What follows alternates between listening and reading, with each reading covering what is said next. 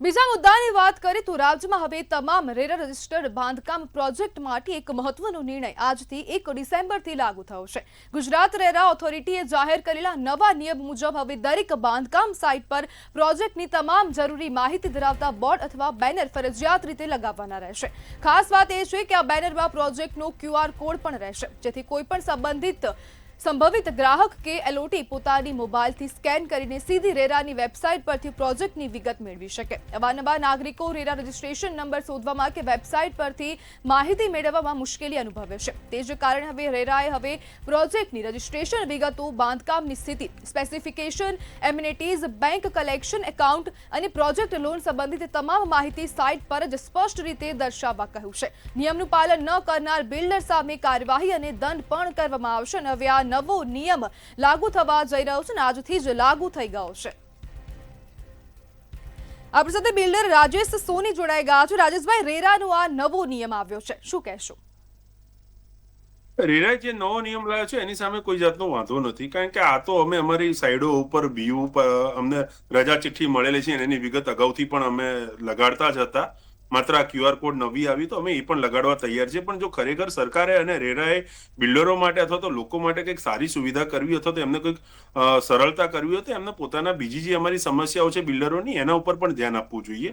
રેરા જે નિયમ લાવે છે નિયમ સામે કોઈ પણ પ્રકારનો વાંધો નથી, પણ સરકારે જે હકીકત જે સાચા મુદ્દા છે બિલ્ડરોને અમને જે મોટી સમસ્યા પડી રહી છે એ સમસ્યાઓની ઉપર એમને સમાધાન ગોતવું જોઈએ। ધારો કે 15 મીટરથી ODPS ની અંદર આવતા બાંધકામ જે 15 મીટરથી ઓછી હાઈટના જે બાંધકામો હોય એની મંજૂરી માંગવાની હોય એના પ્લાન પાસ હવે અમારે ઓનલાઈન પાસ કરાવડાવવાના, પછી ફિઝિકલે પણ કરાવડાવવાના।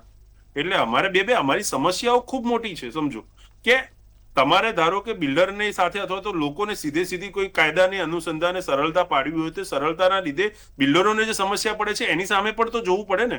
અમે તો સરકારની સાથે છીએ, સરકાર જે કે કરવા તૈયાર છીએ, પણ સરકાર બિલ્ડરો માટે શું કરી છે એ પણ તો જોવાની જરૂર છે। ધારો કે મેં હમણાં ODPS ના બાંધકામોની વાત કરી કે 15 મીટરથી ઓછી હાઈટના જે બાંધકામો હોય એને મંજૂર કરવા માટે ઓનલાઈનની આપણે મોટી વાત કરીએ કે ઓનલાઈનમાં બધું મંજૂર થશે, પણ હવે હકીકત તો એની એવી છે કે અમારે ઓનલાઈન મંજૂર કરાવવા પડે, પછી ઓફલાઈન મંજૂર કરાવવા પડે। તો રાજેશભાઈ, બીજું આનો એમાં મતલબ એવો વધારે થઈ શકે કે હવે રેરાનો જે નવો નિયમ આવ્યો છે તેનાથી બિલ્ડરોને મુશ્કેલી થશે? હું અગેન કહું છું કે રેરાનો જે નવો નિયમ આવ્યો નથી બિલ્ડરોને મુશ્કેલી પડે એના કરતા બિલ્ડરોને બીજી જે બધી મુશ્કેલી પડે છે ખરેખર તો એનું સમાધાન સરકારે શોધવાની જરૂર છે ને। હવે તમે ધારો કે અમારે બિલ્ડિંગના તમે બીયુ પરમિશન જ્યારે સ્ટ્રક્ચર રિપોર્ટ માંગતા હો અથવા તો જ્યારે તમે પ્રોગ્રેસ રિપોર્ટ માંગતા હો ત્યારે તમે થર્ડ પાર્ટી ઇન્સ્પેક્શન રાખો છો। થર્ડ પાર્ટી ઇન્સ્પેક્શનની અંદર એન્જિનિયર ખાતાના અધિકારીઓ આવે, જે લોકોને પોતાના ખાતાની અંદર શું કરવાનું છે એને ખબર નથી હોતી એવા અધિકારીઓ અમારી સાઈડોના વિઝિટ કરવા માટે આવે છે।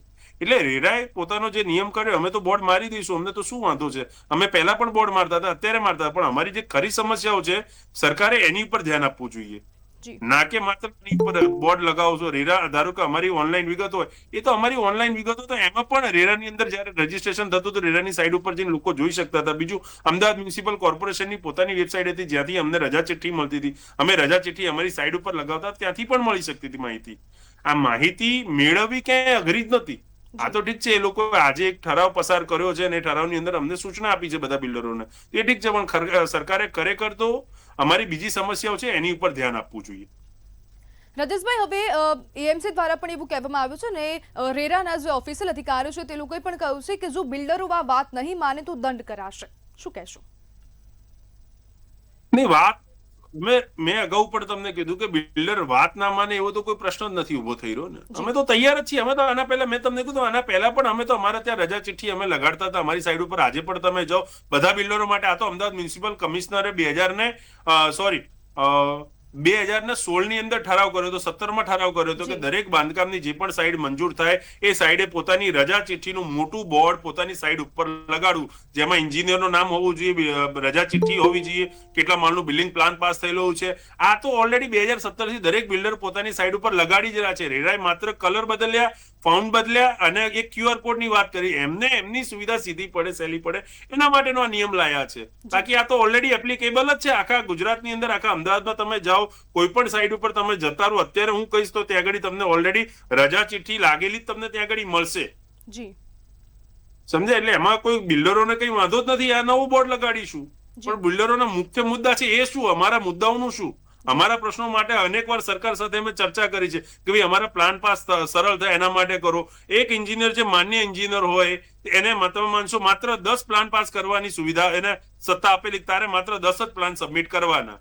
હવે આટલું મોટું અમદાવાદ શહેર, આટલું મોટું અમદાવાદ મ્યુનિસિપલ કોર્પોરેશન એક એન્જિનિયરને 25 પ્લાન પાસ મંજૂર કરાઈ શકે એટલી સત્તા આપવામાં આવે તો ઝડપીથી પ્લાન સરળતાથી અને ઝડપીથી મંજૂર થઈ શકે એમ છે. જી અમદાવાદ જી, બિલકુલ. મ્યુનિસિપલ કોર્પોરેશને હકીકતમાં ખરા અર્થની અંદર તો જો બિલ્ડર અને લોકોની સુખાકારી અને લોકોને સરળતા, બિલ્ડરને પણ સરળતા કરવી હોય ને વધુ લોકો સારા બાંધકામ કરે, ગેરકાયદેસર બાંધકામ તરફ ના થાય, લીગલ બાંધકામ વધુ માત્રામાં કરે, લોકોને સારા સ્ટ્રક્ચર આપી શકે, એ કરવું તો એના માટે પોતાના નિયમો પહેલા સરળ બનાવવા જી, જોઈએ. બિલકુલ, રાજેશ રેરા ભાઈ. પોતાનો જે પણ નિયમ લાવે એ તો નિયમ અમે માનવાના જ છીએ, એમાં કોઈ બહુ જી. મોટો એવો પણ નિયમ નથી કે જે અમને મંજૂર ના હોય, કારણ કે આ ઓલરેડી અમે કરી રહ્યા છીએ. જી જી બિલકુલ રાજેશભાઈ, જોડવા બદલ આપનો આભાર.